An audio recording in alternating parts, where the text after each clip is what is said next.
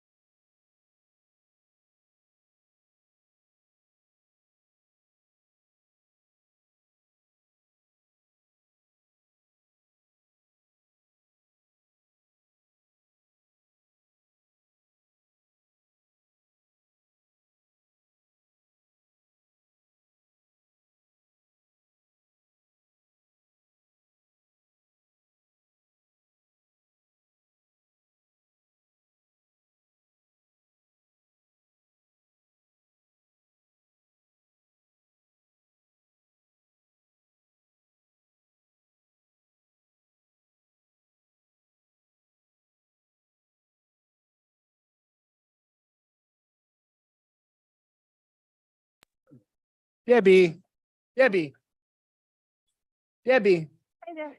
where's my packet? Where's my packet? Where's my packet?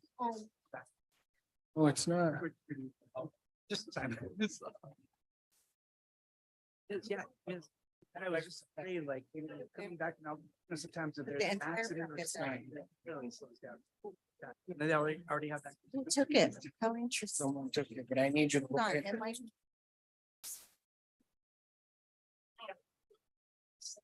Ever know, whatever. Thank you. Hold on.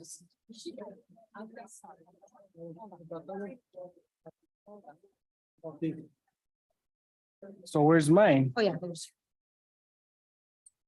Here's your note. Okay, so these are his, these are mine. Sure. Yes, this is my packet, right? Okay, It's at the end. who brought this?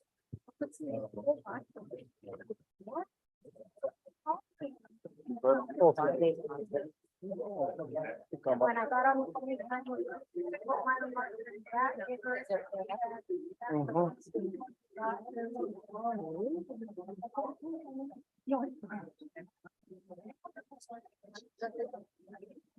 Okay. Are we on? This isn't on. The microphone's not up.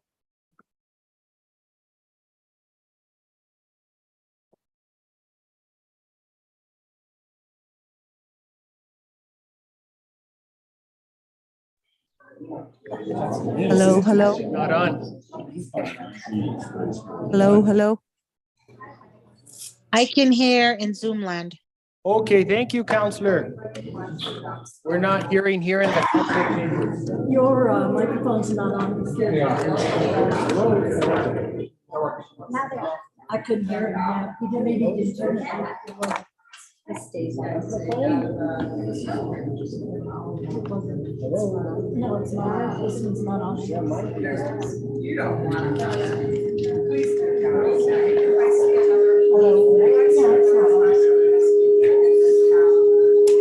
This one's not on either.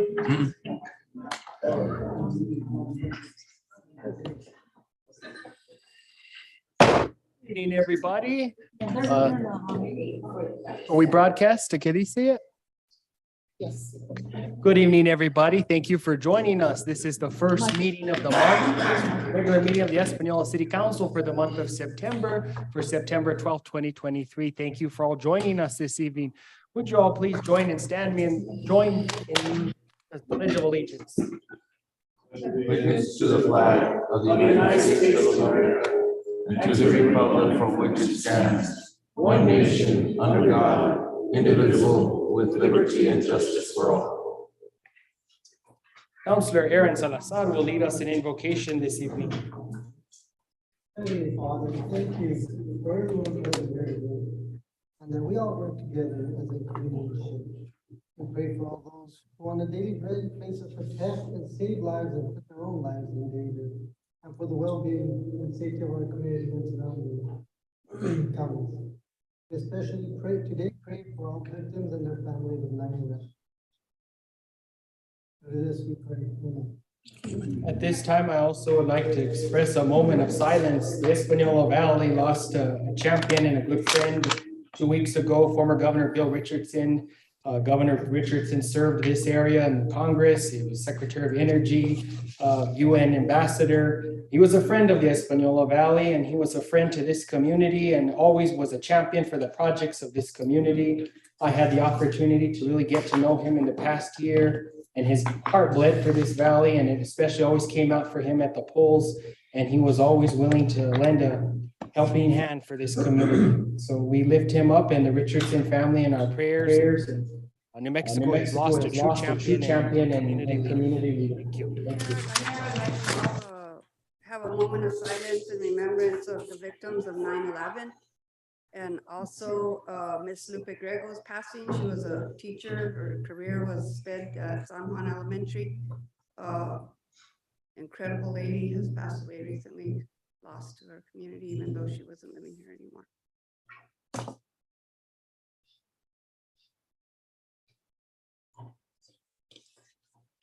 Thank you. Thank you. Good evening, members of the council. Ms. Garcia, you will call the roll. Mayor Pro Tem Peggy Sue Martinez, Honor to you. Councilors Nanette D. Rodriguez. Present. Aaron J. Salazar, Present. Dorothy D. Valdez, Present. Denise D. Benavides. Manuel J. Martinez, Present. Justin Salazar Torres, Present. and Dennis Tim Salazar. Present. We have a quorum. Thank you. Members of the governing body, you have before you the agenda for this evening. Move to approve as presented. Second, move to approve by Mayor Pro Tem Peggy Sue Martinez, second by Councilor Justin Salazar Torres. Is there any discussion? There being none, can I get well, actually, I learned at the municipal league with parliamentary procedure, if there's no additions, if therefore the agenda is adopted as presented. So we don't have to take a vote. Yes, only deletions, and if there's any contentions to the agenda. So the agenda is adopted for this evening. Consent agenda. On the consent agenda for this evening, you have the August 8th, 2023 City Council meeting minutes, as well as the June 20th, 2023 Council meeting minutes. Second. Motion to approve by Mayor Pro Tem Betty Sue Martinez, second by Councilor Justin Salazar Torres. Is there any discussion? There being none, consent agenda is adopted for the evening. Thank you. No, if there's no contention regarding it. I learned. I mean, Miss Elizabeth Martin, I mean, if you want to contest, I mean, Senator Ivy Soto, Mr. Parliamentarian for the state. I'm certainly not going to contest you, Mr. Mayor. Okay. All right, then. Public comment is limited to 2 minutes this evening. Ms. Garcia, would you please? Martha Fernandez.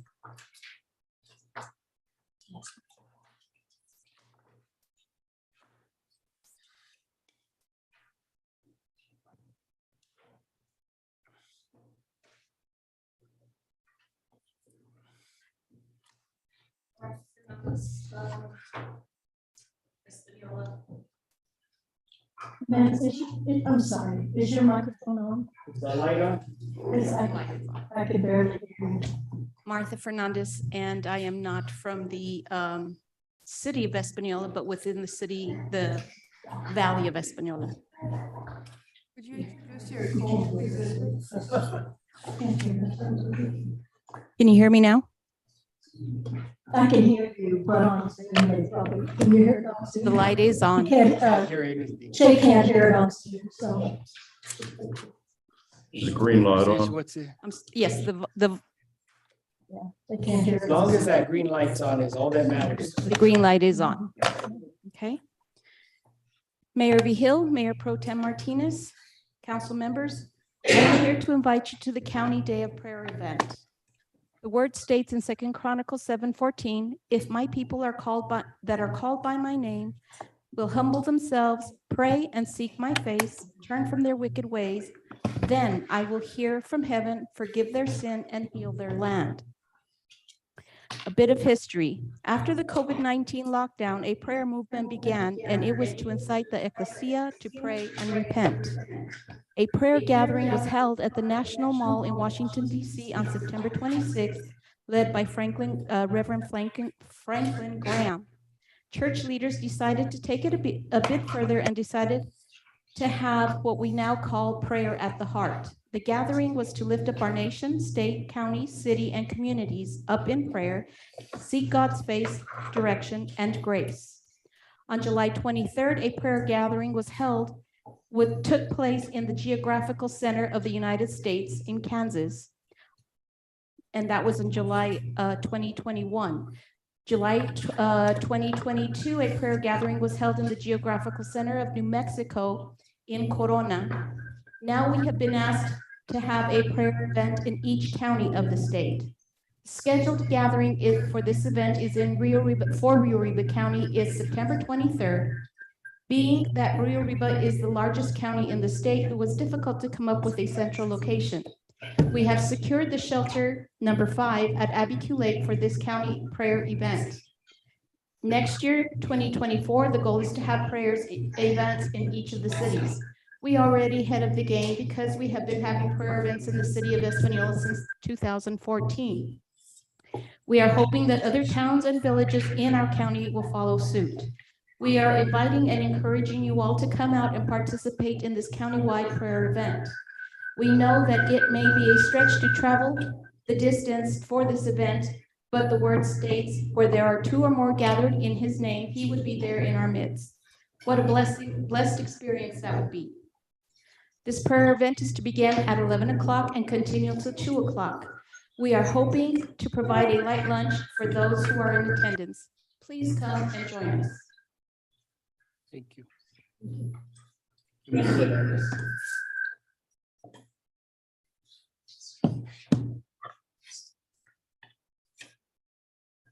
Garcia. Bethany Bradley. What is that back feed, Debbie? We're hearing back feed from here.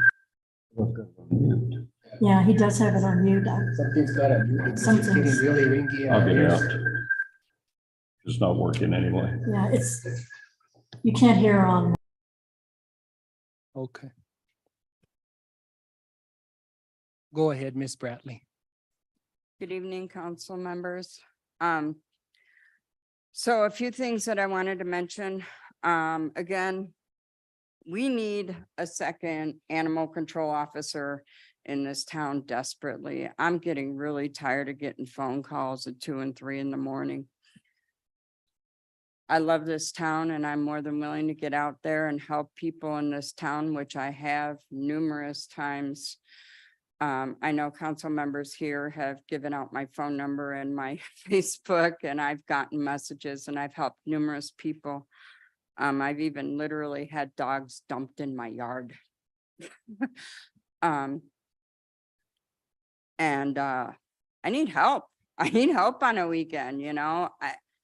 I mean, officers are backed up, so of course, you know, that doesn't take precedence over, you know, shooting or drag racing or whatever else happens, you know, so we're kind of stuck doing the cleanup work. And I'm also getting phone calls on weekdays when your ACO is in and supposed to be on the clock and has been hanging out in a parking lot. And I'm getting calls to come pick up and help out. There was 2 deceased dogs on the road for a week, and somebody finally got a hold of my phone number and I had to go pick them up because your ACO would not. That's his job. Also, I know that there is a thing in play called an emergency hire. Your city manager can clarify that for me. Where I think it's like 30 or 60 days or 90 days, whatever it is, where they can be hired. They don't receive any benefits or anything like that, but they're on a trial basis, and then it can be decided whether or not they get hired. So I would like you to look into that. I have 2 resumes that I will be giving the chief of police. Thank you, Bethany. Debbie. Cynthia Lentini.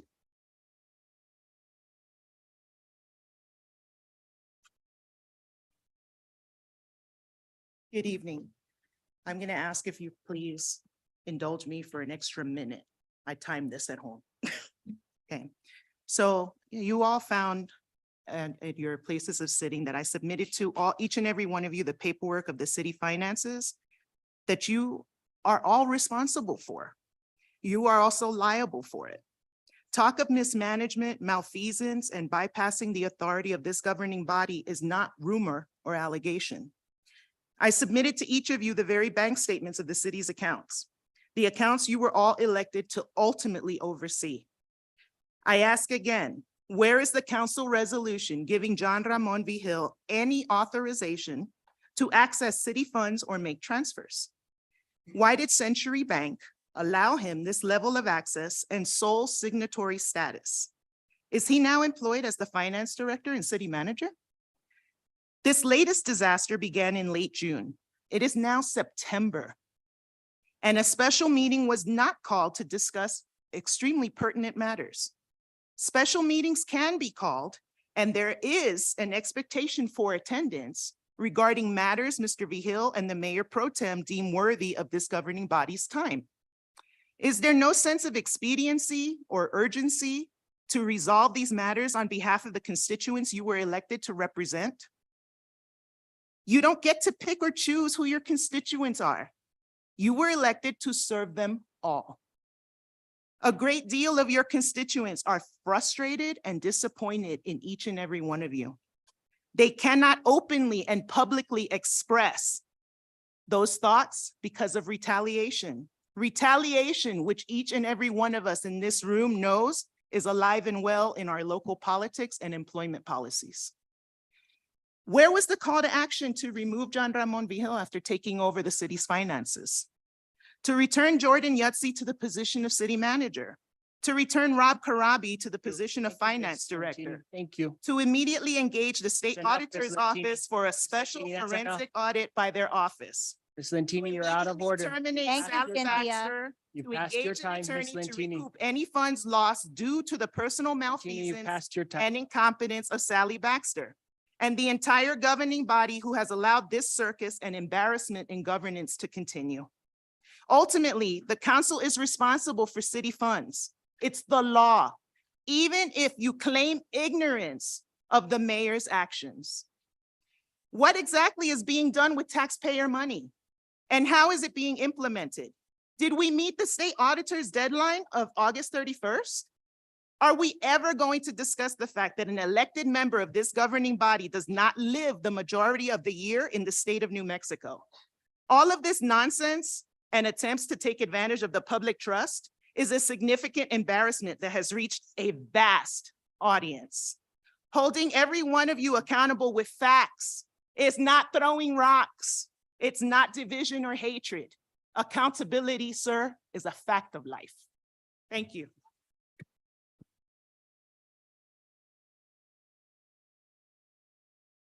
Ms. Garcia.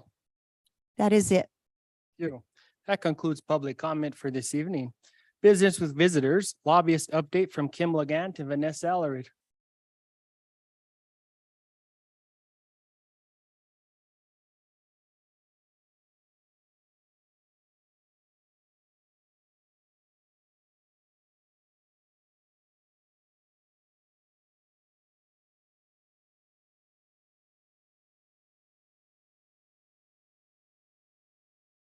Mayor and members of the council, my name is Kim Legant, and this is Vanessa Alarid.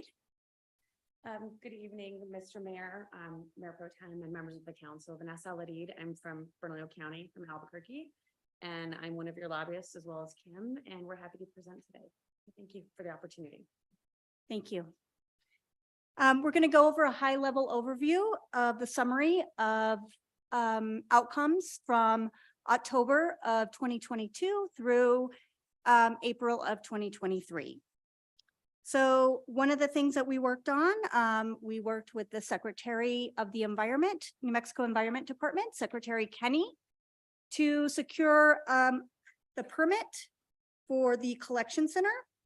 The permit was approved in January. So we worked on that from October through December to secure that permit.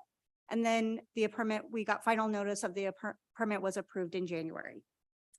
The other thing that I want to talk about is we worked and are still working on the logistics for the $22 million for water and wastewater infrastructure in Espanola. And we're assisting with the logistics on that. That was a federal appropriation by Congresswoman Stansberry. And Mr. Mayor, Mayor Pro Tem and councilors, if I may interject, we do represent you both at the statewide level with the administration and with the congressional delegation. So just wanted you to know that as well. The second item is we worked with a behavioral health company to secure a lease for the old police station. That lease is in place. I believe it's a 5-year lease, and now we're securing for the second part of the police station on that lease for the council to approve that. And Ms. Baxter will come forth with that in the next couple months for approval on that. The next thing that we worked on is capital outlay funding. In the 2023 legislative session, we did secure $1.5 million for various projects. That funding is available as of July 1 of 2023 to start spending down. Want to expand on that? Yes, absolutely. So as you know, the state of New Mexico, excuse me, Mr. Mayor Pro Tem and members of the council, as you know, the fiscal year for the state of New Mexico begins on July 1st, so we can start taking down those monies right now.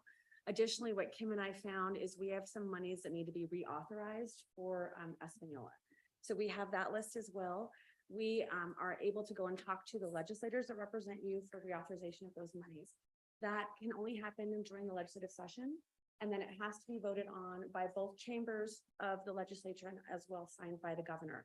But we have several monies that haven't been utilized over the last couple of years that we can certainly maximize and put into one pot of money once you all let us know what your priorities are, whether primary, secondary, or tertiary. But there is money available, and we'd certainly like to work with you all in figuring out what those priorities are. The other thing that we have secured, Mr. Mayor and members of the council, is phase 1 of the repairs to the police station. The total repairs to the police station are going to be $400,000. Phase 1 is going to include $200,000. And so that has been secured. And we're currently working on phase 2 of funding. Right, and Mr. Mayor and Mayor Pro Tem and members of the council, we had a meeting with the governor's office last week. So the secured of the $200,000 has happened in an expeditious manner. We're continuously talking with them. One of the things that we were asked is if the structure is sound. So any sort of information you may provide us with that, but we are certainly trying to expedite the monies. And working with the governor's office, they realize that this is a priority. And like I said, they've moved money quickly for you. Mr. Mayor, members of the council, the other thing that we're going to be working on is as a result of the Aragon water settlement, the city of Espanola will be receiving $32 million.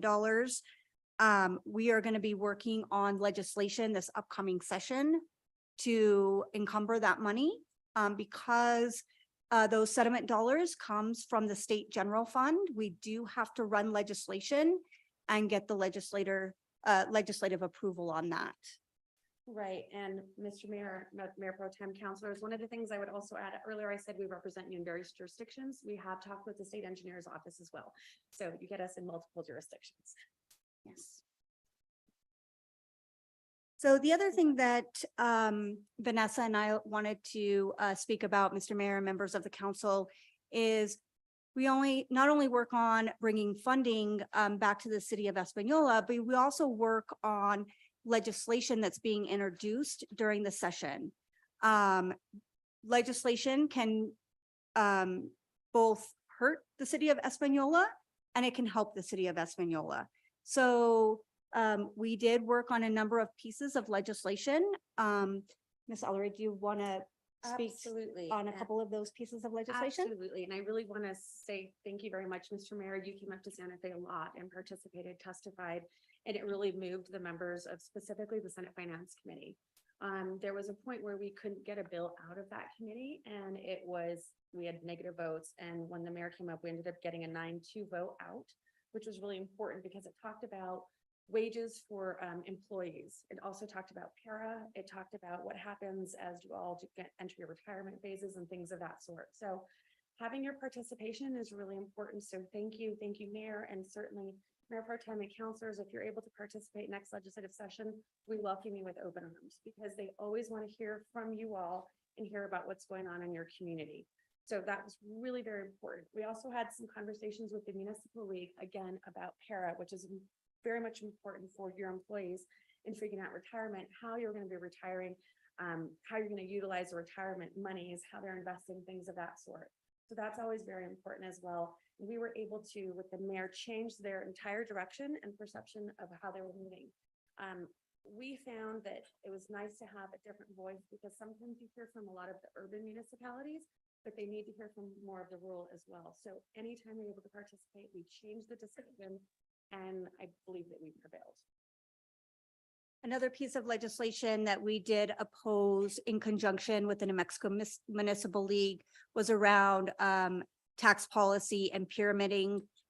If this piece of legislation were to be included in the tax package and ultimately signed, this would have had a huge impact on the city's operating budget and the reduction in gross receipts taxes. And so that was a big win, not only for the city of Espanola, but municipalities across the state. So those are just a couple of examples of pieces of legislation that we worked on during the last legislative session. We do also monitor all of the bills. We have probably 50 bills that we took a look at. We weighed the pros and cons, and we monitored them and where they were going within the legislative process. Right, and just to add to what Kim is saying, an additional aspect of what we've done is also statewide capital outlay, which is really important. So you have the capital outlay that the legislators provide to you based off of the allotment that they receive. And you all have 3 legislators, so we try to gather as much money and information about those projects as possible, but then there are also statewide projects.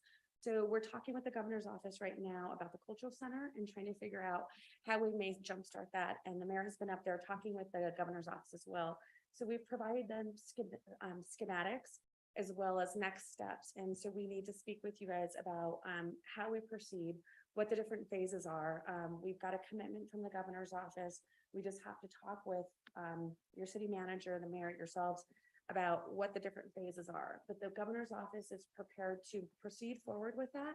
And we know that it's got to be in phases, but they're prepared to commit a significant amount of capital, statewide capital to this project. So moving forward, projects that we're currently working on is the renaming of Los Alamos Avenue.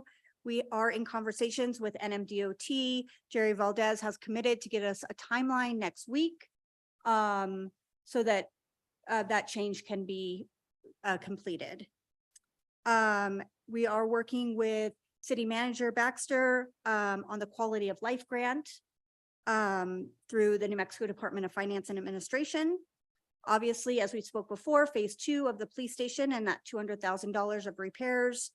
And then as I spoke on before, we want to secure that lease for the second portion of the old police station with the Peak Behavioral Health. And then we're going to be preparing for the next legislative session. And that includes, as Ms. Allarade indicated, statewide capital outlay request, legislative capital outlay requests, legislative capital outlay reauthorizations. Those are going to be important. We have to move the money this year or the city of Espanola will lose that money. And then the water settlement legislation, so we can ensure that the city of Espanola receives the $32 million as part of that settlement. The other thing that is in process is the Water Trust Board application that's due September 15th, this Friday. And then we're also working with targeted housing developers on how they can help the city of Espanola with their housing needs. And so we'll have some presentations in the next 6 weeks from those housing developers. Right, and in particular, Mr. Mayor Pro Tem and councilors, we're talking about TIDS, Tax Increment Development Districts, and PIDs, which are Public Improvement Districts.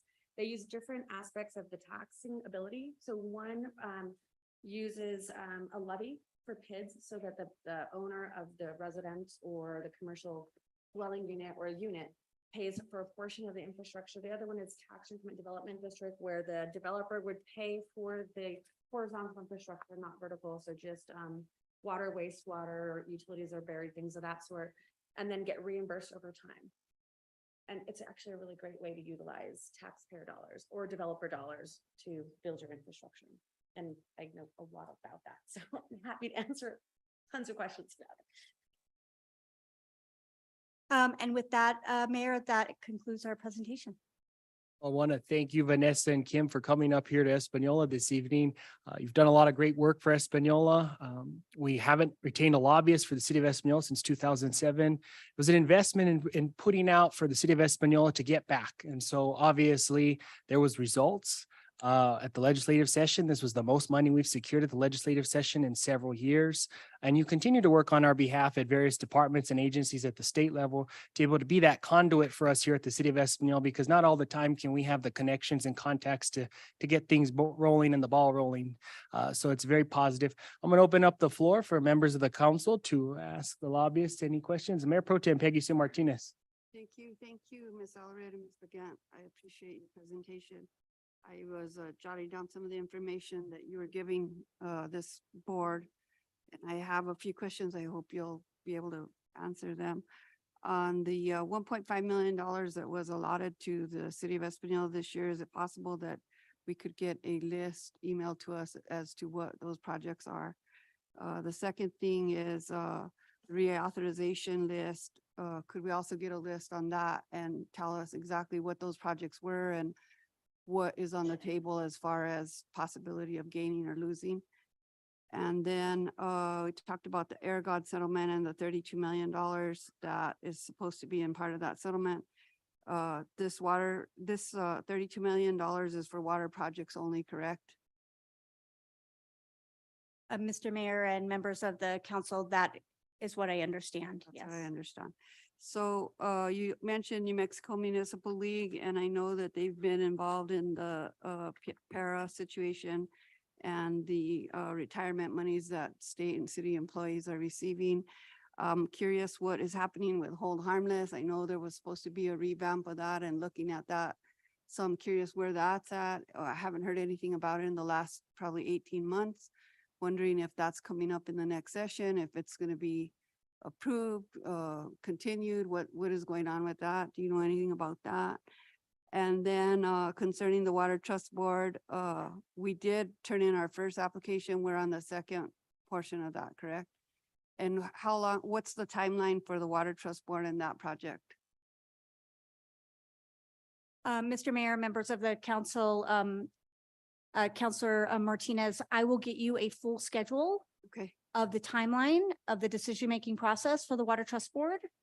okay, They have to make their decisions by this fall, because what happens is once the decisions are made on who's awarded and what municipalities or tribes are awarded, it then goes into a piece of legislation, and the legislative body has to approve it. so it will not get approved during this next session, or it will get approved? Yes, ma'am. during this It next will session? get approved this in the 24 legislative session. Okay, that was gonna be my next question, if it's gonna be approved in this session. I guess that's all. I thank you for your time and for your presentation. I really appreciate the work you're doing. Madam Pro Tem, Mayor Pro Tem and Councilors, Mayor. Couple of questions that I was nodding to, but I didn't say. Yes, we can get you those lists that you've requested for capital outlay and then the reauthorization. With regards to Hold Harmless, it's certainly been discussed. I don't know that it's going to be on the call. So we will let you know, but it certainly has been discussed. Your counselor comments? Questions? Counselor Manny Martinez. Along with the list that Mayor Pro Tem requested, can you please also include the presentation that you just gave tonight in an email? Thank you. Yes, sir. More questions? Counselor Nanette? Well, thank you, Vanessa. Thank you, Kim, for all the hard work that you did for the city of Espanola. We're really grateful for that. We're really excited about the upcoming legislative session, and thank you for all the work you're doing on behalf of the city of Espanola and its citizens. As a clarification to the council, this money did not come out of the general fund to pay for the lobbyists. This came from revenue from the movie rentals from last year when we rented Hunter Ford and the park and ride lot out for the curse. And so that's how the lobbyist was paid. Well, the governmental services contract was paid for. Mayor Pro Tem Pegasus Martinez. Thank you, ladies. I'm sorry to indulge again, but I have a follow-up concerning, I'm not sure that anyone has discussed with you or has not discussed with you both the training center that the city of Espanola is trying to build for the fire department. It's so critical to northern New Mexico. I want to expand on that publicly, because the training center would allow all the volunteer organizations throughout this community, which is Chamita, Velarde, Alcalde, La Mesilla, San Pedro, Okewinge, Santa Clara, Abiquiu, Awasana. All these areas have their own personal fire departments in their little communities, La Puebla, Chimayo. And the beauty of having that training center here is that most of these centers that are in these little communities are all run by volunteer firefighters, members of that little area that are volunteering to serve to help suppress fire in their area. The beauty of having a training center within the city of Espanola is that all of these little fire departments are providing mutual aid to each other and to the city of Espanola. So if the city of Espanola has this training center here, we can actually provide this training to the volunteer sector that go to work Monday through Friday, but we could have these classes on Saturday and Sunday and provide them with the same training they would get down in Socorro or anywhere else. The beauty of having it here is that it's centered to northern New Mexico. The training would all be the same. So all fire departments within the area would be trained the exact same way. What's the benefit of that? The benefit of that is the ability to delegate from one chief and say, this is how we're going to run this. This is the way this is going to happen. Everybody has been trained the same exact way. Everybody understands the language, and we're that much stronger for it. So that this training facility is critical to the city of Espanola and to the surrounding area. Not only that, it's an economic push for the city of Espanola because it has an ability to bring people from other communities into Espanola for this training. So when they're here, it's tax dollars, it's housing, food, lodging, gas, all those things that people spend on when they're traveling through our community. So this, to me, is one of the most important initiatives that is happening to our community. And we're in the very beginning of it. Thankfully, we had funding to start the planning, to go through the first phase, but we're gonna need phase 2, phase 3, and phase 4. We're gonna need the state to really come for us on this situation. I know that the New Mexico State Fire Funds and they have been very, very supportive of this initiative, and they're very interested in seeing this through. And I can't tell you how important this is to our community. So I'm hopeful that as soon as you two get an opportunity to do a walkthrough with the fire department so that you can visualize what the plan is, what is going on, and what it's going to provide back to the city of Espanola, I would hope that you guys could do that as soon as possible so we could really get you on board for this, okay? Mayor Pro Tem Martinez, yes, the mayor has actually talked with us about this, and we did speak with the governor's office about it as well. So we're gonna need to understand the phases and what is needed, and certainly continuity of instruction is absolutely critical. Absolutely. And Mr. Mayor, members of the council, it's my understanding that this project is on the ICIP list and that we will be working with this entire body to clarify the capital outlay requests for next year and have some detailed direction for Vanessa and I in the coming weeks. Thank you. No further questions from the governing body. Thank you, Vanessa. Thank you, Kim. Have safe travels back to Albuquerque. Thank you for joining us this evening here in Espanola. Thank you. Thank you. It's been an honor to work with you. Thank you very much, everyone. Moving on, councillor comments.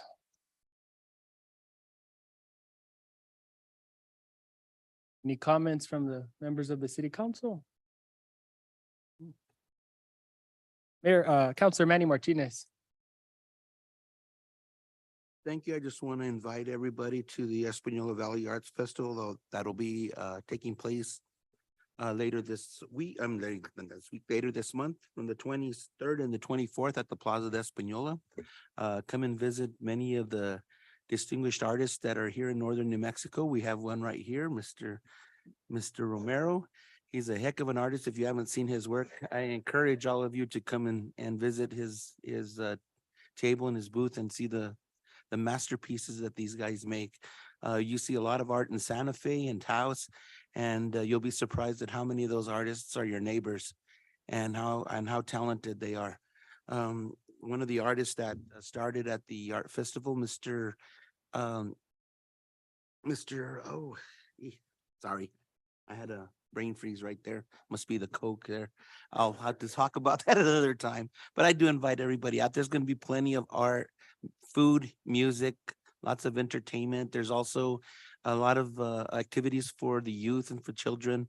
We'll be doing some art contests for kids with prizes for them. We also added two new categories of ribbons. We normally give out ribbons to all the different artists for different categories of art that they present their art in, whether it's acrylic, whether it might be pottery, et cetera, the different arts. But this year we have included, because we lost two of our board members this year, we are including two ribbons in honor of them, so that we will have the families of both Verna Trujillo and Ron Martinez giving a ribbon to their favorite booth or artist that day or that weekend.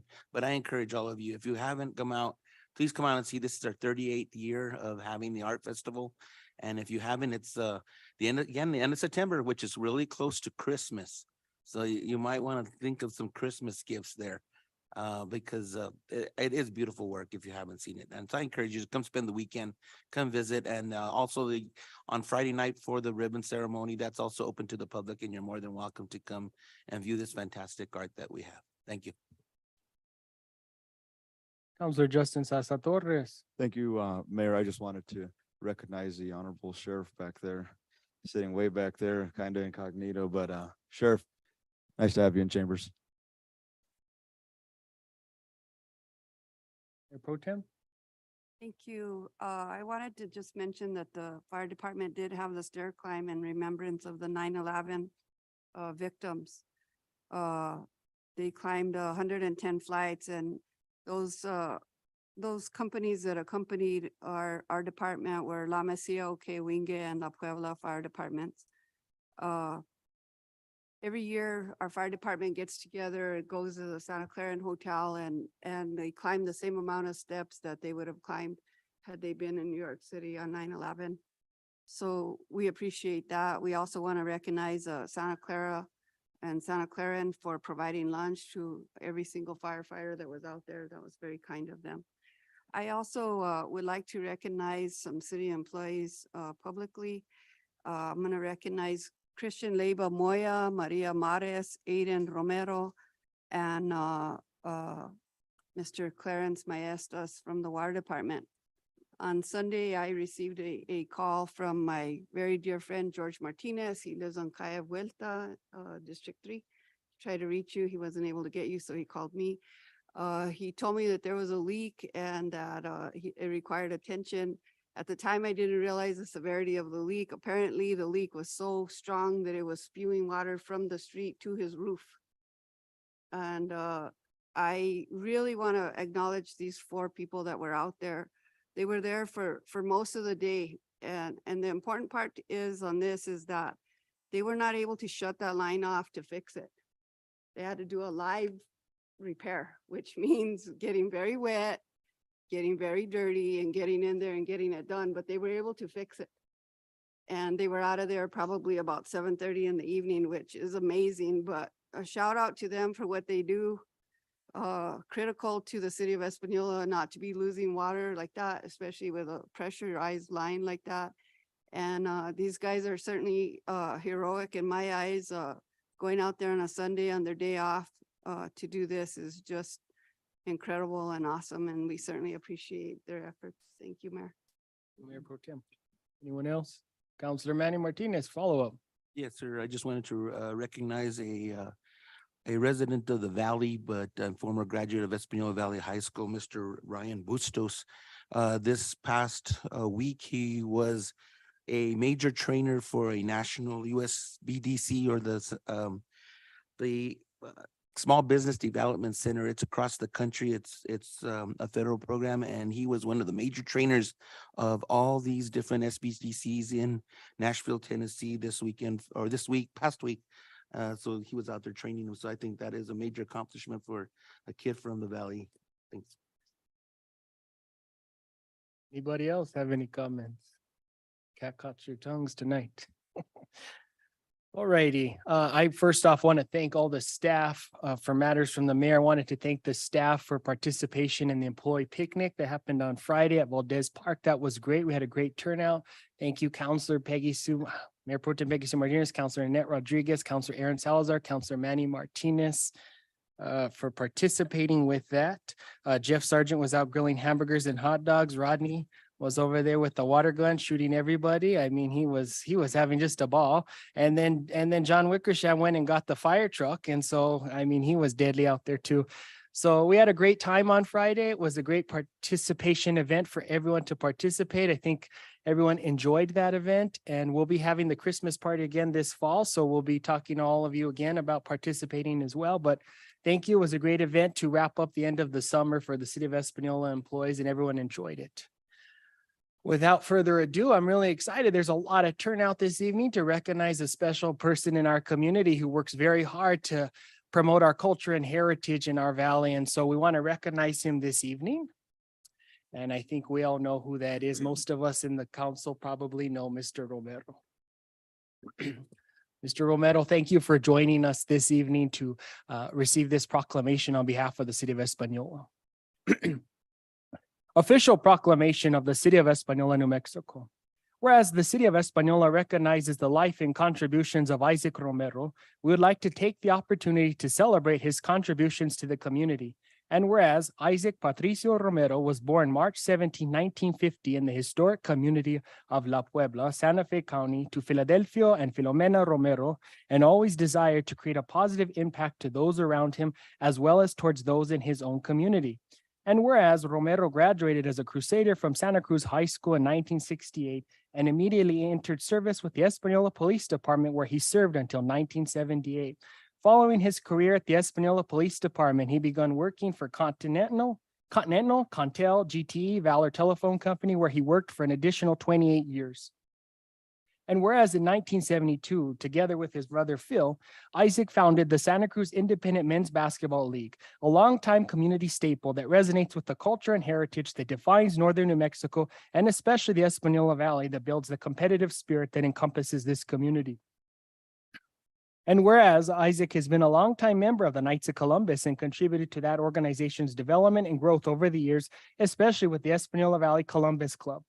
And whereas Isaac once again initiated another community event that contributes to the culture and heritage of the Espanola Valley, the Show and Shine, which was begun roughly 11 years ago and takes place every third Saturday evening during the summertime season in the Plaza de Espanola, attracting visitors and locals alike to the historic downtown Espanola area.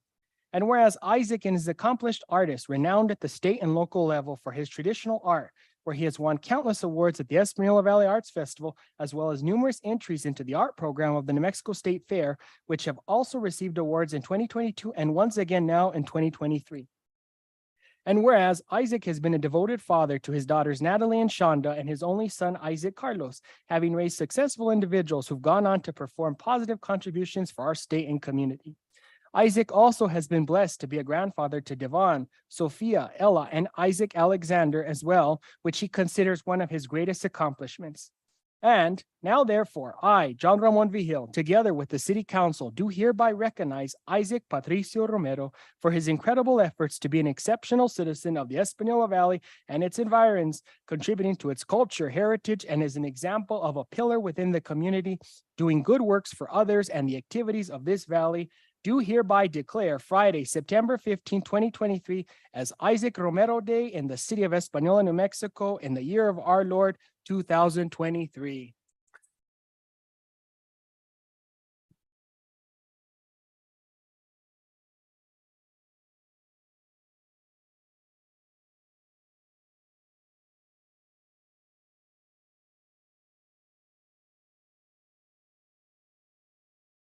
At this time, Mr. Romero, you're invited to come on up to the table, the podium. Not very good at speeches.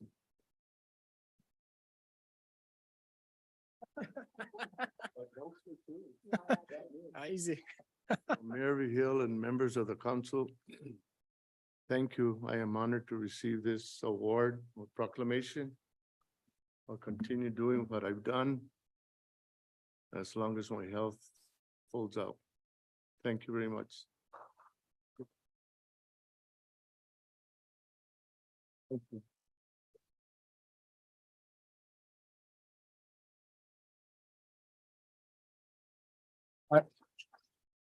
I want to thank my family and my friends that are here for their support, not only tonight, but all through. Thank you.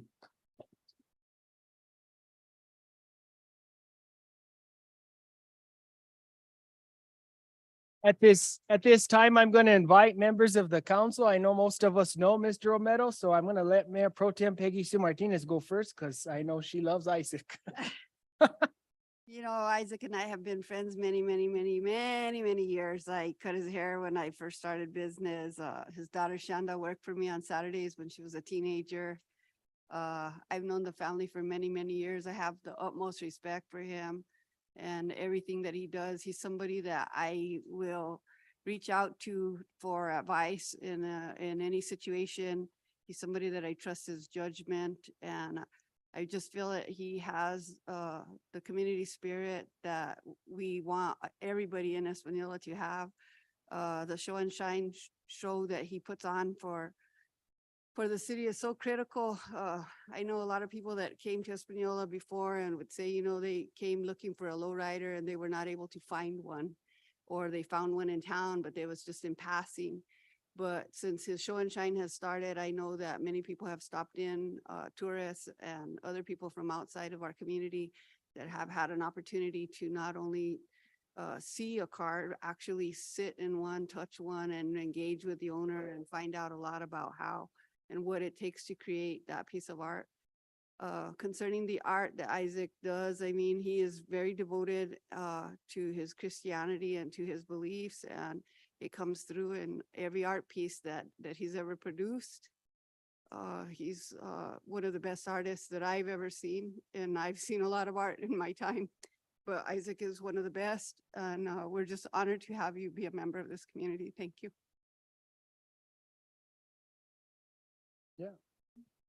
All righty, thank you, Mayor. Mr. Romero, hermano, all of the many hats that you wear, and I've had the honor y placer de conocerlo in all the many moons of my life, okay, my life. And I'm just glad to call you friend. Every time I see you, anytime we see each other, it's a hug and a little joke, and I appreciate those jokes. Can't say the joke that you told me ahorita, pero it's an honor and a privilege, senor, and I'm so glad to call you friend. Thank you. Mr. Isaac, what can we say? I've known Isaac for quite some time. He and my husband worked together with the entire 20 some years that you were both at the phone company, and boy, they love each other. They fight, they pick on each other, just like brothers, really, right? That's how they love each other. And I'm honored to know you, Isaac, and your family, and to have visited with you at your home times before. We need to do more of that as we get older, but we won't talk about that. Congratulations to you and everything that you do for this community, Isaac. I know that you're truly loved. Congratulations, hermano Isaac. I've known you, I mean, a few years, and both out in the field working and personally. And you know, you started playing basketball, I stopped, and he continued, so you're in a lot better shape than I was, I'm sure. Thank you, Isaac, appreciate it. I'll let Nanette go. Mr. Romero, and all of the Romeros sitting in this room. We go back a very long time. My dad was close friends with all of you. I grew up with your families, taking care of some of your children as you all went out and went and did your thing in the evenings. Shanda, you worked for me when I worked for the city of Espanola in the recreation department. I hope that we were able to teach you something that you learned and that you valued your time with us. Mr. Romero, thank you for your contributions to this community and your talents. And I sure hope that you are passing on those talents to your family so that they can carry on the traditions. And may God bless you and your family. So my first comment is it's about time. I think this should have been done a long time ago, but I'm very proud that it's happening now. Bill Romero, Isaac's brother, I see him in the audience. Phil is a force in himself. But although Isaac says that he taught Phil everything he knows, but as mentioned, Isaac has quite a long, great history, former policeman, great artist. Over 51 years running the Santa Cruz Basketball League, 51 years, that's unheard of. That's amazing. And I'm actually a proud member of that basketball league now for a few years. And so it's been a great thing. From one generation to the next and mentoring individuals. The car show, Knights of Columbus, you have proven to be a very great teacher, mentor, leader. You lead by example. And you are a true jewel of our community, Isaac. I'm very proud to know you, and I'm very proud to call you a good friend, and you keep doing what you're doing. Thank you for all you do.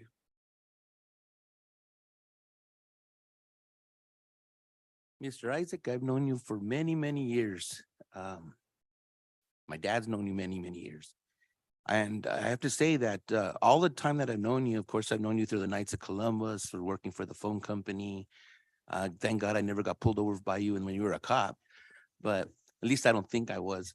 But I never realized you were an artist until I became part of the arts festival, and I was just amazed at the talent that you have. I mean, I was even questioning it. Did he really do this art? Because it's like, did Isaac do this art? I'm just joking. But he's tremendously talented, and like Councilor Martinez said, you can see and you can feel his faith in his art. You can feel the belief that he has and that faith in there. And I not only get that when I see it, but I get that from people that purchase your art. That's the comments that I hear, and that's why they buy it. And I do hope that you're passing that talent on to your kids and grandkids so they can continue. And not just that talent, but the talent that you have, or should I say that drive that you have in your heart for this community that you continue to do what you do. I hope that all you grandkids are listening to that, because we're going to expect you guys to continue this, because it's a family tradition, okay? Because your grandpa there, he loves his community. He loves his community because that's family to him.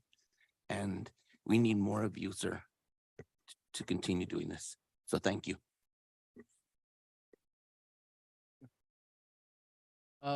You know, my family goes back, the Salazares and the Romeros, for a long time. I've known Isaac and Phil and Teresa for a long time. Actually disappointed Teresa isn't here this evening. You know of Romero because of their green eyes. For the most part, everybody in town knows that it's a Romero. And my grandpa used to have this joke with Teresa, this running joke. He used to always tell her, why don't you smile more so you can show that pretty face of yours? And then she would come back and tell him, why don't you smile? And he says, well, I can't smile at work. And for those that don't know, my grandfather was a funeral director for 52 years. So that's the joke they'd go back and forth. But Isaac and Phil, I mean, I enjoy visiting with them all the time. They always got jokes. I mean, the other day at Spirit Days, I mean, Isaac and Phil were just lighting me up with jokes. They're jokesters. Isaac has wonderful artwork at the Arts Festival. Every time I go to the State Fair, I check out the State Fair and see some of his wonderful art pieces.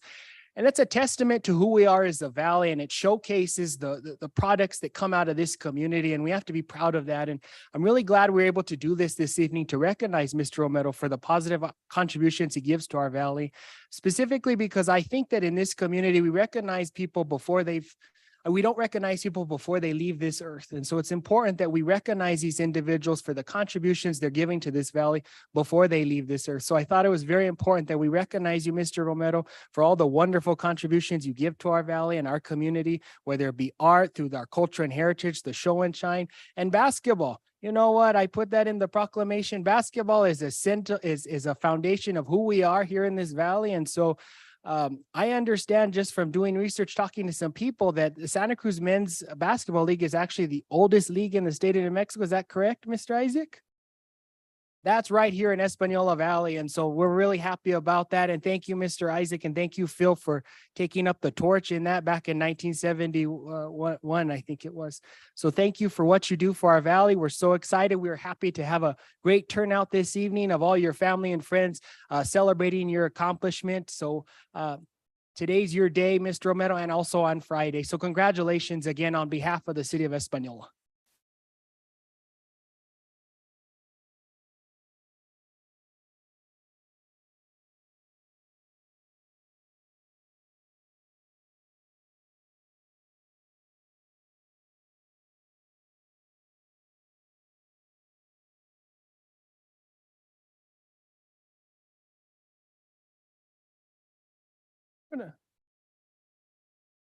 Mr.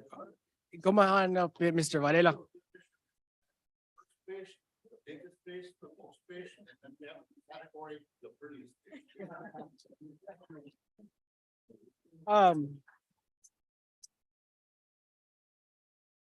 Mr. Romero, do you want to take a picture with the governing body? Okay, all right. Let's just take a brief little recess and. Debbie.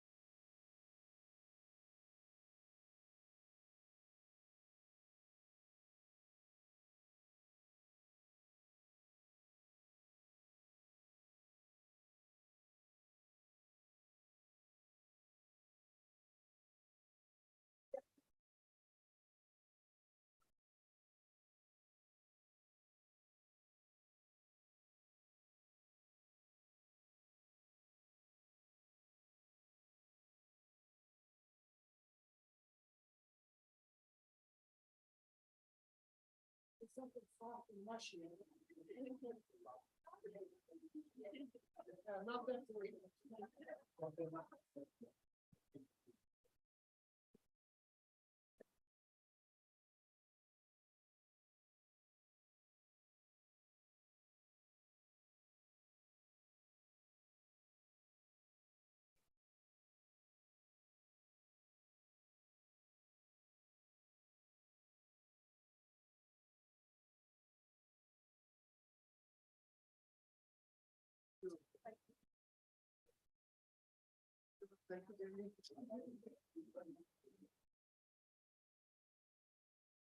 Well, I guess we're done.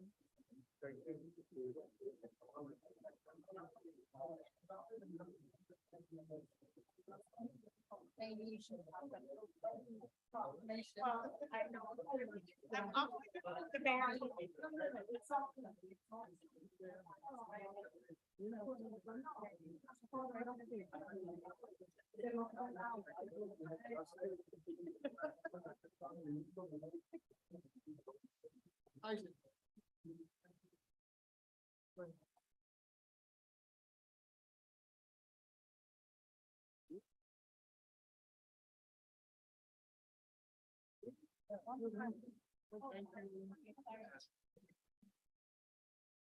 Gracias.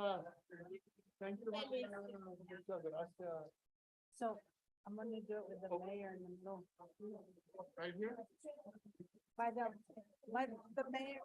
mayor in the middle.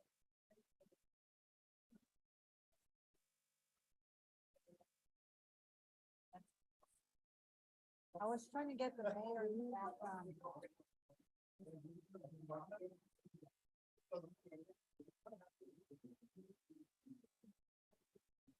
I hope I didn't, right?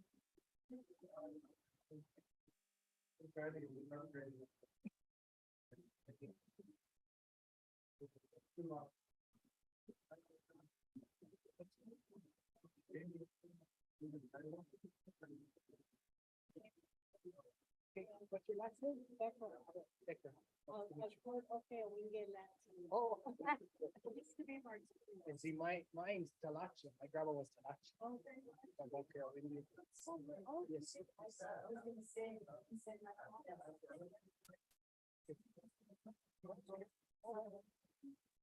Oh, yes,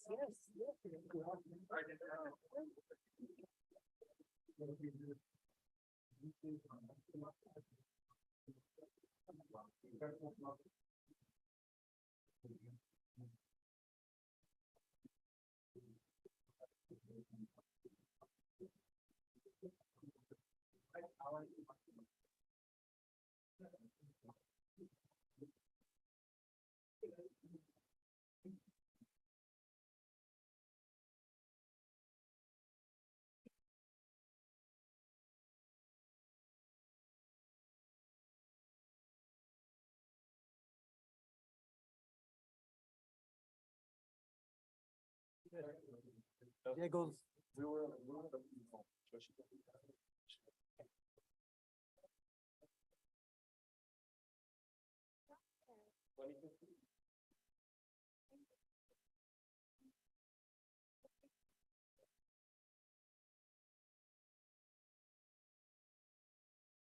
So, I've been just informed that you need to turn on your mics because it's not picking up for Elizabeth to be able to do the transcription later on. So even though you're talking in here, you need to have your mic on.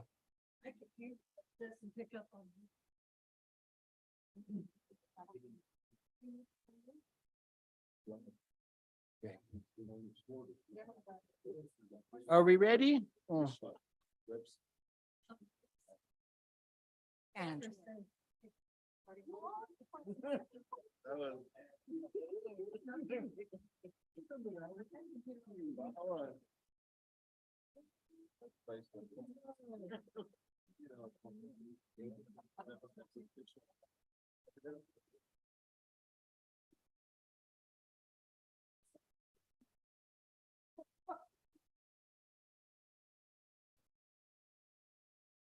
Okay. Yeah, that was it.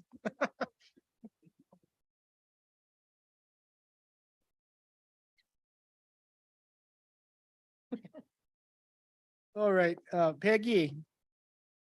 Is she out there? Is Peggy out there?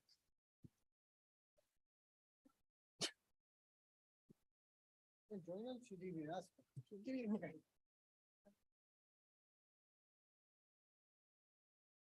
You guys want to just take a recess for 5 minutes? Just take a recess for 5 minutes. I would never.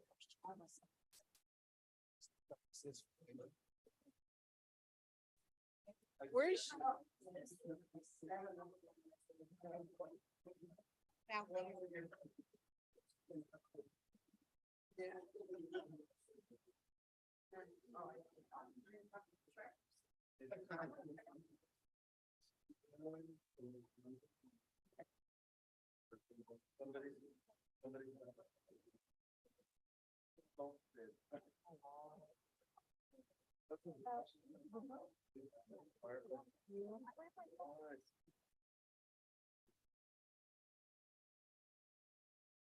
She didn't go that way.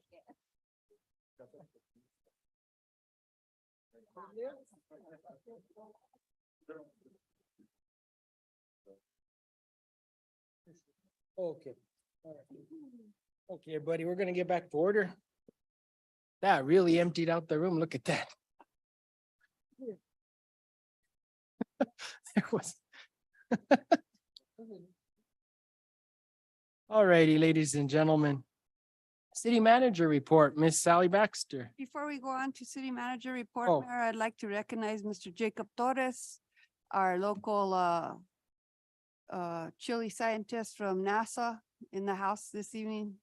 Welcome, Mr. Torres.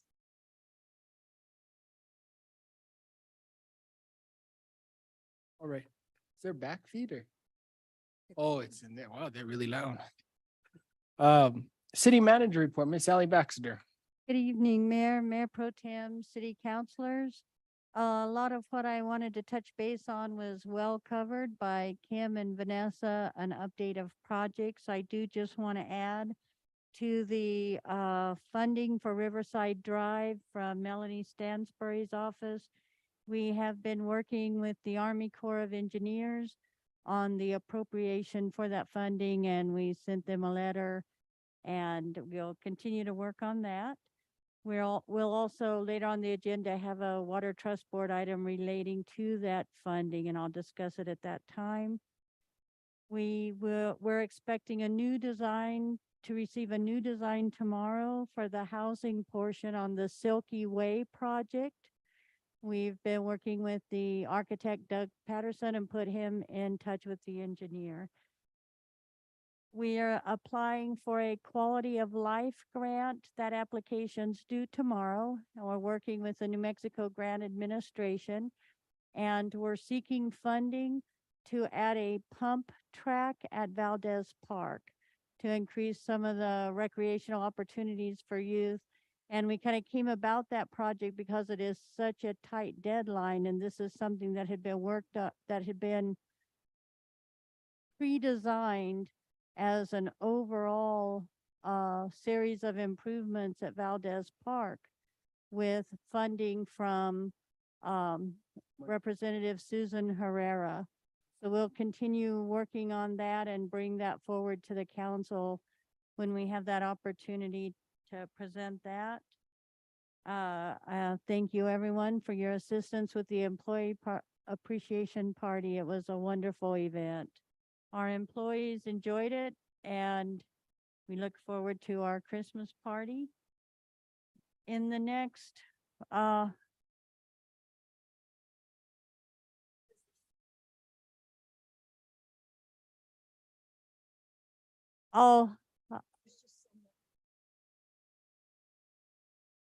have an issue. I can't, I'm sorry.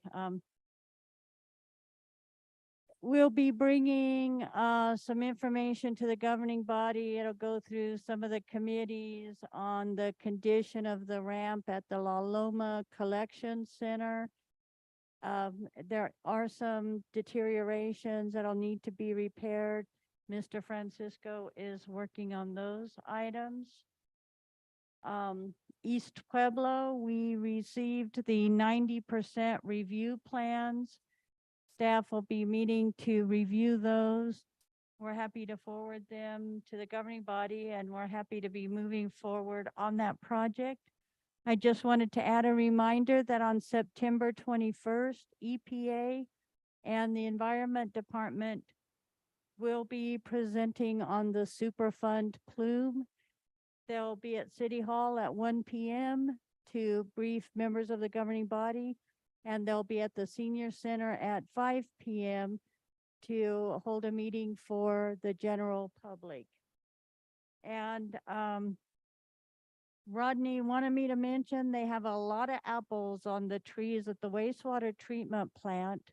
It's possible to enter the first gated area only, so that anyone who wants to come and pick a few apples will not be into the secure area of the plant, just to the front administrative area. And you can follow up with Rodney on that if you have any questions. That's the items I wanted to discuss. I'm happy to stand for questions.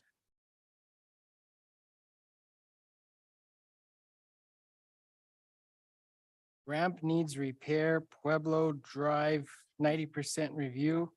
That's what I wanted to ask questions on. On the East Pueblo situation, being that it's at 90% shovel ready, correct? That's correct. On the engineering plans for the pavement, they do still need to do the final review on proposed infrastructure repairs. So what they call a 90% is on the design process, but it means we are getting closer to shovel ready. And when we're doing this project, does the 90% include the infrastructure, replacing the infrastructure, since we're gonna open up that whole entire road? Mayor Pro Tem, city councilors, there is a separate proposal, but also had been designed by the same engineers on replacing a sewer line for that reason, because it does fall under the roadway. So doing that work prior to the new asphalt. Yeah, I'm very concerned that we as a community have done new roads at times, and then we don't do what we need to do when the road is open. So I want to make sure that when we do this project, that we go ahead and do whatever we can do to replace whatever needs to be replaced underneath the ground. As soon as this becomes 100% engineered, and meaning shovel ready, the next issue will be to go out for funding on it, correct?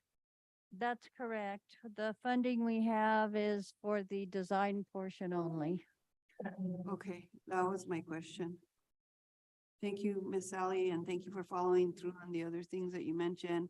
You did mention, the housing on Silky Way project. Can you tell me what that looks like? Is that going to be single family housing?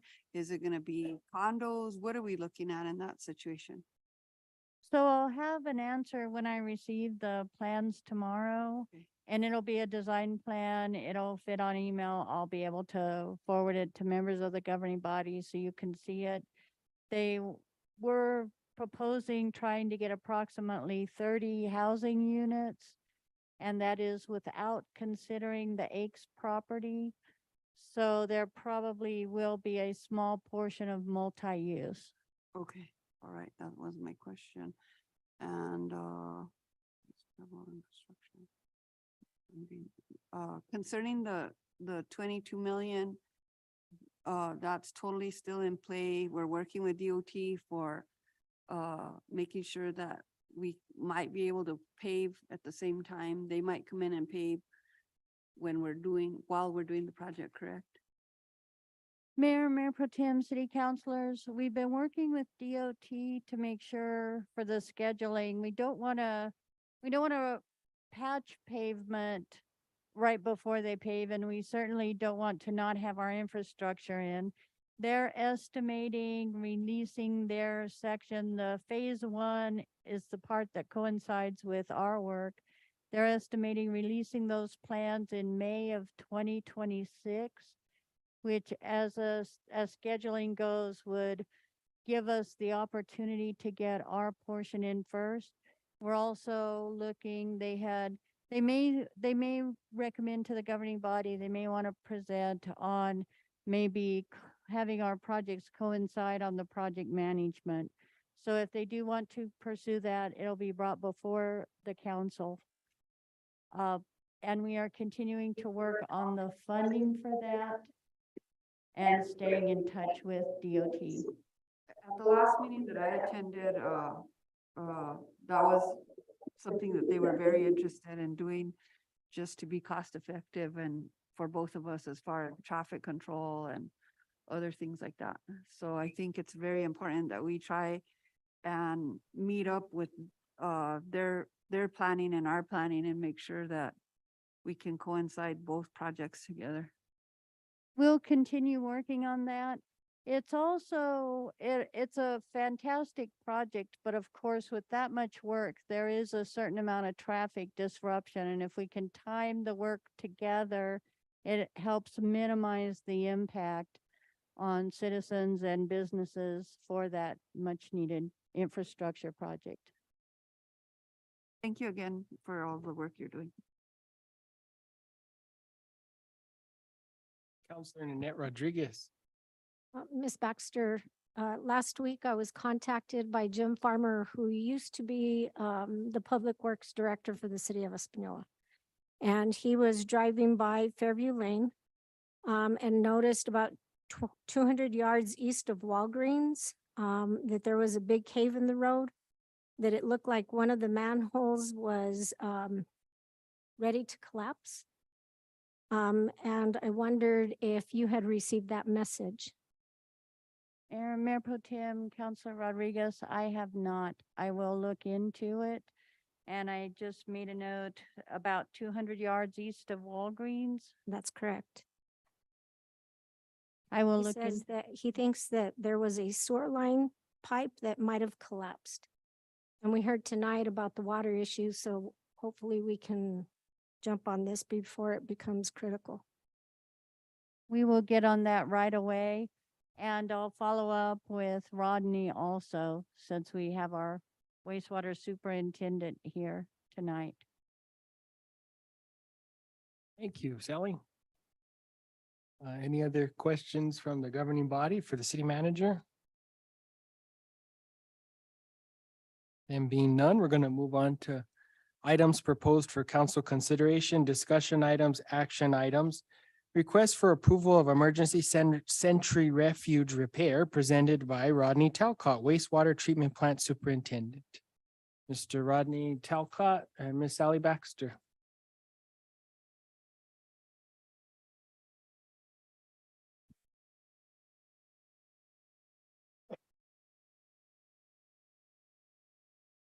Honorable Mayor, Honorable Pro Temp, council members, good evening.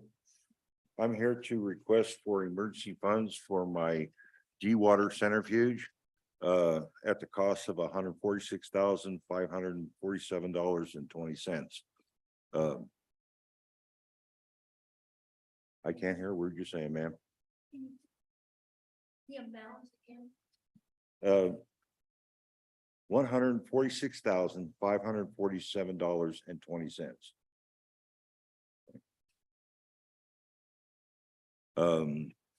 This piece of equipment is crucial to the health of not only the plant, but also to the environment and public safety.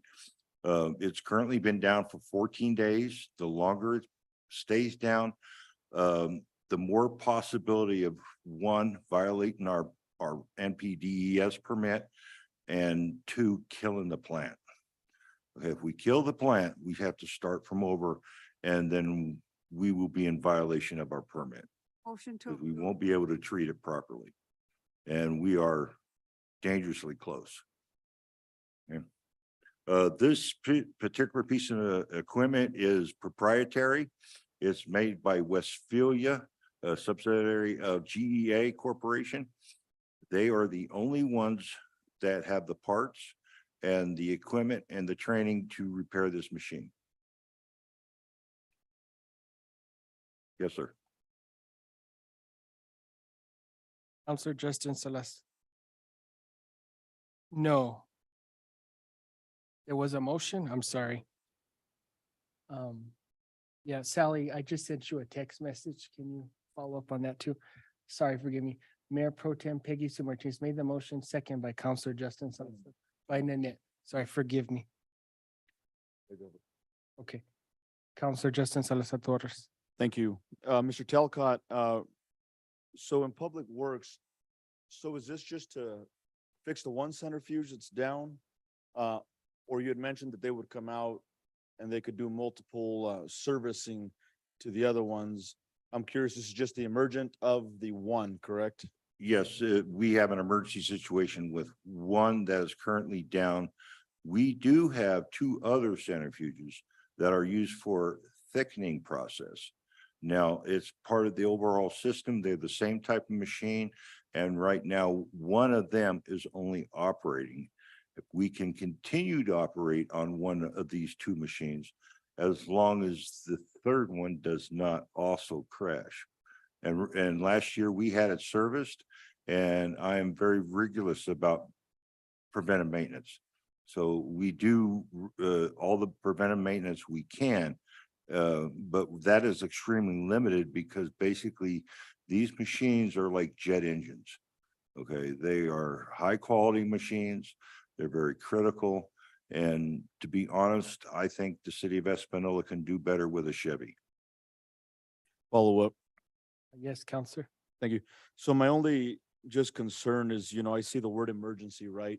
I see the word emergency and I believe, Mr. Talcott, you were in contact with Acting City Manager Baxter with some other things that we had discussed in Public Works. I just think when you see emergency, I think it just needs to immediately, we call a special meeting, do whatever we got to do to get this stuff taken care of. Because it's right now in limbo and you mentioned could cripple the city. Thank you. So, thank you, Counselor. I'm going to defer to Sally because she needs to give some background information on that with Mr. Rennick. Mayor Pro Tem, city councilors, there's a lag in scheduling to have the company come out, and Mr. Talcott used that to already be in conversations with the company just to let them know we were bringing this item before governing body. The amount does exceed normally what we would expect for an RFP, but to address that issue, I'd like to defer to City Attorney Charles Rennick. So essentially, we've had issues in the past with the RFP process and CES and such, and this is an emergency repair. So Sally's asking for you to provide the input for that. Emergency procurement is fine. I've not seen anything on this, just what I've heard right here. So I don't know how it fits into emergency procurement, but if it does, that's fine. There are procedures to be followed, which I can go through with Rodney or with Sally. The amount doesn't matter. It's an emergency, and so that's a different procedure.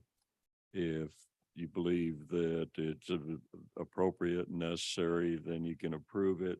I'll get with Rodney and Sally to follow through on those procedures. Is this a CES procurement?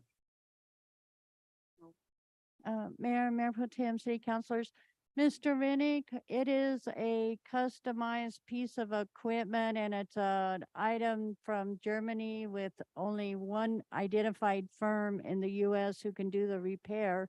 So we are approaching it as a sole source because of the situation of finding someone with the proper tools and experience to be able to make the repair. The sole source and emergency are two different matters. You can go either way. It sounds like this one is more of an emergency matter. That's correct. Counselor Justin Salazar Torres. Thank you. And just for purposes of clarification, this company has already serviced our units, correct? Correct. I would like to also enter a contract with this company for this service agreement. That way it would give us a fixed price on parts. Because if we do not have a contract, with him, the prices as the market goes up will go up. So it would fix prices for at least a 2-year contract. Thank you. Counselor, in terms of a contract for regular maintenance with this company, that's a different matter. And I would want to see if it really is sole source. It may be better than others, but that's not a justification for sole source.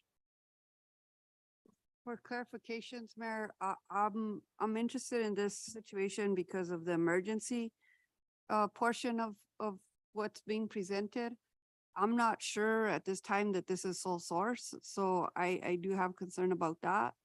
I feel like the city of Espanola needs to engage possibly more Molson and Corbin, who is the originator of design on that plant, to come back and do a walkthrough and see what their recommendations are for this plant and for the future of this plant. I think it would be behoove the city of Espanola to engage them and find out what we can do to be more efficient in that plant. I did have an opportunity. I want to thank Mr. Talcott and his staff today for welcoming me over there. I did have the opportunity to walk through, spend a good hour and a half there today. Very interesting how everything works and how many components go into making sure that our community has a safe way to rid ourselves of the sewer that's in our lines. Like I said, I really think that it would behoove us to invest some money to get an engineering company over there and figure out what needs to be replaced and what needs to be fixed as soon as possible, Mayor. Thank you. Ally. Mayor Pro Tem, city councilors, we have a meeting scheduled tomorrow with Sauter Miller. They're currently doing some engineering work for us. Rodney set up the meeting with Sauter Miller. We, to kind of take that approach, we recognize we need an outside firm to help us understand and to come up with a plan, how to make the plant last, recognizing that some repairs might have temporary fixes to keep us going while we focus on overall large repairs and look at a bigger plan of hopefully maybe even being able to rebuild or replace at some point.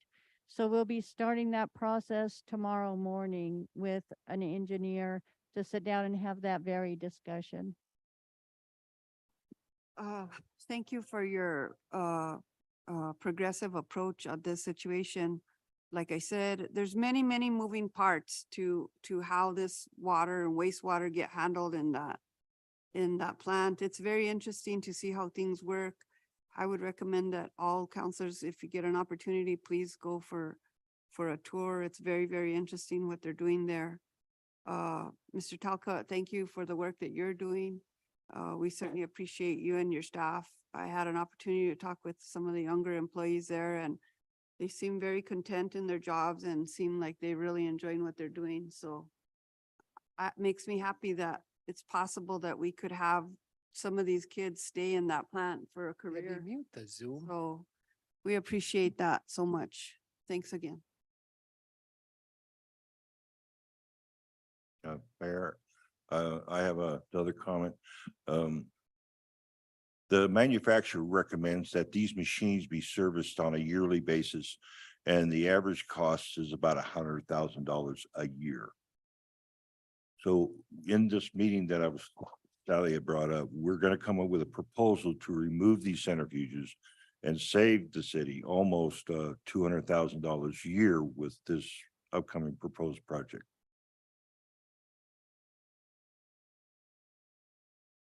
Any further comment? We need to be very careful, folks, with how we utilize and procure services and such here. This has gone on quite some time, going back several years accordingly, it seems like. So we just need to be very careful. And so Is this a sole source is my final and final question? Because I didn't get that answer. We believe it is, but based on our conversations here, we think it's prudent just to double check because there's been an indication of some awareness that maybe there are other options we've missed. So the Companies that fix this machinery, it's a company called Alpha Lava and Tetra Pak that also fix that same centrifuge. So I mean, it's not considered a sole source. I would not recommend this unless this is an emergency repair. This is an emergency repair. This company is aware of what has to get done. I think it should be expedited as soon as possible. In the future, I think we should utilize an RFP situation to make sure that we're getting the best deal that we can get for the constituency. Okay, so clarification that it sounds like from everybody, it's not a sole source, which I think earlier was stated in the meeting. Let's just clarify. But we're basing it based on the fact of it being an emergency procurement. Okay. All right. There's a motion and a second. And please clarify me, Elizabeth, who made the motion? Okay, so there's a motion on the floor, maybe Mayor Pro Tem Peggy Sue Martinez, second by Councilor Annette Rodriguez. Is there any further discussion? And being none, Ms. Garcia, would you please call the roll? Mayor Pro Tem Peggy Sue Martinez, In favor? Councilors Nanette D. Rodriguez, For the motion, Aaron J. Salazar, In favor. Dorothy D. Valdez, For the motion. Denise D. Benavides, in favor. Manuel J. Martinez, In favor? Justin Salazar Torres, In favor. and Dennis Tim Salazar. For the motion. Motion carries. Okay, items B and C, I just want to state, I have some concern because we didn't get the packet material until last night. And I'm recommending that we don't take action on those this evening. Sally would probably say different, but that we didn't get the packet material on time. And so I'm recommending this isn't handled, but I'll defer to Sally. Mayor Pro Tem, councilors, it's the pleasure of the governing body, of course, and I do apologize for that. This information had been sent previously. Councilor Manny Martinez had a request for information. This was an attachment, but there was so much information in that email. I recognize it might not have popped out that those documents were there. So of course, staff will defer to the pleasure of the governing body. Question. Mayor Pro Tem Peggy Sue Martinez. What is the recommendation? I mean, what does the state expect from the city of Espanola on these resolutions? What's the deadline? It was August the 31st. This is the last bit of acknowledgement documentation. The reports themselves were uploaded, but we hadn't been able to bring the fourth quarter report to the governing body. The budget resolution had previously been approved, but because of the fourth quarter reconciliations, the starting numbers changed a little, so that's why we wanted to bring that back to the governing body. I do want to thank Ms. Joyce Sandoval. She completed the reconciliations and prepared that report. And she couldn't physically be here this evening, but she is standing by on the phone if we should reach the point that there are any questions for her. She is happy to participate remotely. Well, Mayor, my concern deals with that August 31st deadline that the state has over our head. I know that we've held stuff back. I'd like to hear from my fellow counselors as to what they feel should happen here. Councilor Benavides. So I totally agree with the mayor because number one, I mean, this doesn't really give me any information. These are just the totals of the amounts that were uploaded into the That's what software I was system thinking. for this date. So there's no detail. So, and even with fourth quarter, when I requested copies of the reconciliations and the detail, this isn't it, and I never got it. So I'm not sure, Ms. Baxter, why you didn't fulfill my request, but a work session would have been a better idea. But the other reason too, Mayor, is because the resolutions are incorrect. The resolutions need to have signature lines for the governing body according to DFA. So the resolutions also need to be corrected. So I'm thinking that August 31st was already late. Really, they were due July 31st. I mean, I think if we could do them quickly, get them corrected and Motion to table to a special meeting. So we are set to meet next week for a Board of Education work session at Fairview Elementary School. I think that's the next special meeting, correct, Ms. Garcia?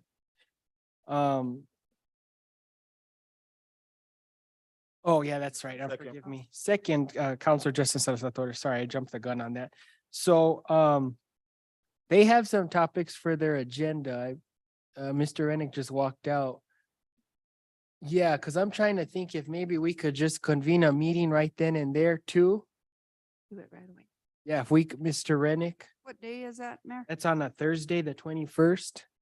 If we could have, so we'd have a Board of Education joint work session, and they're mainly wanting to talk about pedestrian safety, the school resource officer contract and such like that. They want to do a joint session with us, and that would happen, forgive me, not at Fairview Elementary, Utimio Tim Salazar, the third elementary school. We'd have that meeting there, and we could talk to them, and we could have a meeting afterwards, or what we could do is we could meet at 5 o'clock before their 6 o'clock meeting. That would be so that we don't have to call another meeting in between now and next Thursday. It's Thursday, the 21st, and it's a Board of Education joint work session that the school board has convened and asked us to meet. So, what, if we're gonna do a special meeting, I would prefer us to do it at that point. It's gonna be at 6 o'clock. Yeah, so maybe we could convene a meeting at 5 beforehand. I would probably say, no, we'll do it at Fairview Elementary because we'll go right into their meeting. So instead of the 6 p.m. start, 5 p.m. to go to this stuff. Mhm. I'm fine with that. Okay. Counselor Justin Salvatore. Just have a question in the sense of, do you think an hour is enough time? We have to get it done. Because we said this, we have to later. We have to get it done. I mean, what we can do at that point is if we convene a meeting, we can do a recess. And then we can call a meeting. Unfortunately, there'd be that Friday, the 22nd. I mean, and we could be able to, within the law, allow us to do that. The good news, Mayor, is that revenue's now in the positive. I did talk to DFA. They did state they spent a whole afternoon working with Joyce. The numbers tied. So, I mean, that's all positive. Yeah, so that's positive. So I think, you know, if we can just kind of just go through them, I think we can. So I would prefer us, because I'd hate for us to convene a special meeting in between next Tuesday. So if we believe that we can, and if not, we can do that. That's plan B, is calling for a recess at that meeting, and we'll meet again on Friday, the next day. But I'm thinking I'll get a hold of the school district later tonight and see if we can just meet at 5 o'clock at Fairview Elementary, because we're gonna meet in, forgive me, Utimio Tim Salazar Elementary, sorry, Counselor. And we'll meet the third, okay, because the first is our great grandfather.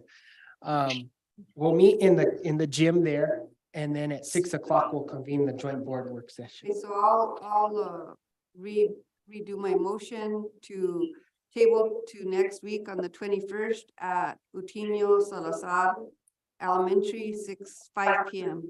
So, and I think, Ms. Garcia, you're going to have to amend the special meeting notice, because it's a Board of Education joint work session for 6 o'clock. So you're gonna need to put a meeting beforehand, special city council meeting, but will obviously take place then and there. Obviously, the meeting won't be broadcast via Zoom, because we're gonna be offsite. And so Ms. Martin will need to be there. Hopefully she can be there, or at least a good transcriptionist. Mr. Mayor, can I verify again the name of the school? Is it Fairview? Utimio Tim Salazar Elementary. Tim Salazar. Utimio Tim Salazar, the third elementary school. So you need to stay on this for the whole thing, including the board of education. Probably, yes, because So it she'll won't, have forum. it won't be on Zoom, yes. Can you invite everybody? Yeah. And so if that is the pleasure of the body, I'm recommending at 5 o'clock on Thursday.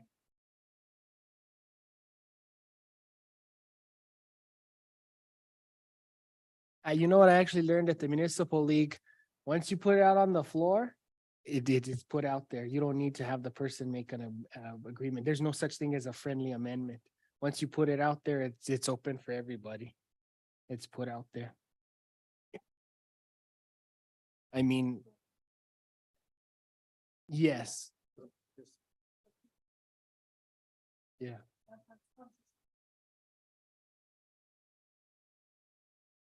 Also, Counselor Benavides, Ms. Baxter asked for detailed information. Can we get that detailed information before the meeting?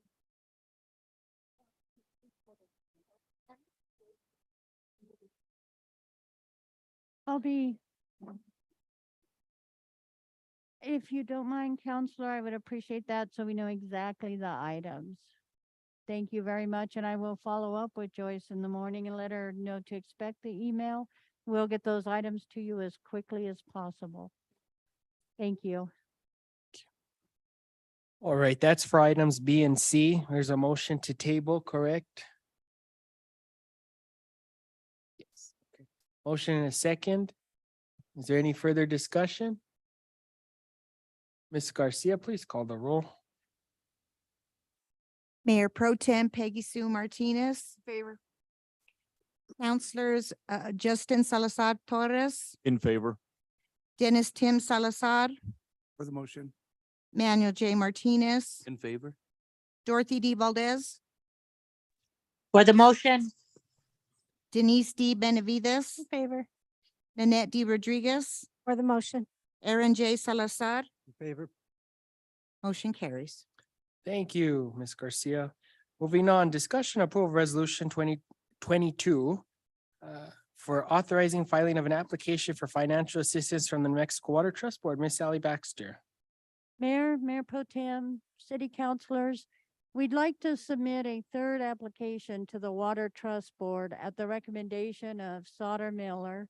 They have confirmed that we can still submit. This would be for additional funds for the Riverside Infrastructure Project. Sorry. Second. Motion made by Mayor Pro Tem Peggy Sue Martinez, second by Councilor Justin Salazar Torres. Any discussion? Let Sally continue, Mayor, please. Oh, okay. I was just gonna add, this is seeking funds to cover the matching portion. It's a 75-25, so we're seeking those additional funds. I also wanted to, I actually think we should call Mr. Soto because he did a really good job on parliamentary procedure. I learned a lot. You actually don't need to make a motion in a second when you bring an action item out because they actually recommend you don't vote on something for purposes of discussion. You shouldn't cast a ballot, a vote prior to even getting the information first. You should get the information and then cast the vote. And so that was a situation. We've been doing that for a long time in here. And I actually would like to invite Senator Soto to come up here and give a lesson on parliamentary procedure because I've been seeing some things that we've been doing here that we don't need to be doing or we could be doing differently. Just We certainly want to correct that, Mayor. so, just thought that was interesting. No, you don't. You have the discussion and then you make the motion and you shouldn't be doing motion for purposes of discussion. You shouldn't be you shouldn't be making a vote to be able to handle a discussion item. You shouldn't be voting until you get all the information down first. Yes, yeah. That was very interesting. Learned that at municipal league. Yeah, it's essentially you're voting blindly because you're not even learning about all the information. Well, according to that, well, technically you are because you're me.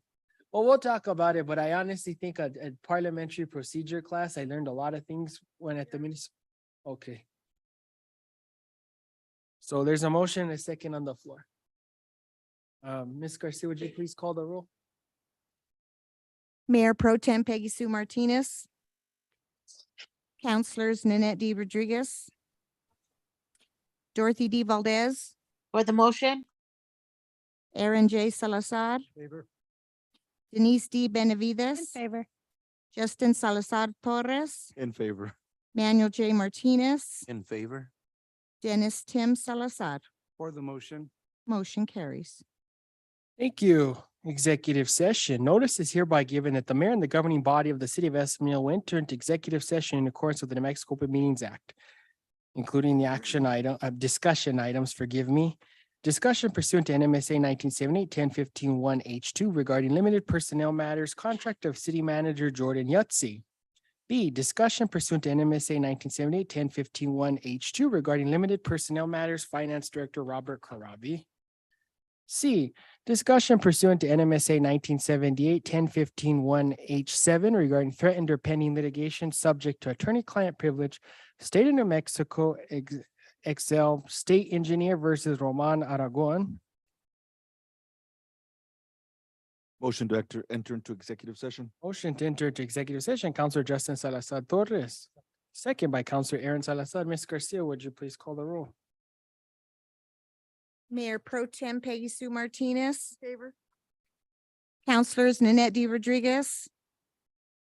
Aaron J. Salazar. In favor. Dorothy D. Valdez. For the motion? Manuel J. Martinez. In favor? Denise D. Benavides. In favor.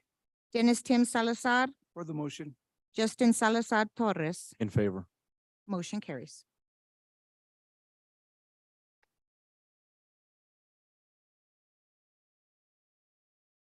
You want to call Jay Stein first, because they've been waiting for us.